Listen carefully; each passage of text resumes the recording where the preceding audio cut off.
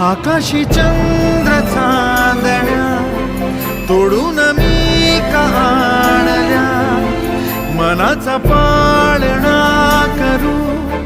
बांधून घे जरा झुला, डोळ्यात तूच साजणी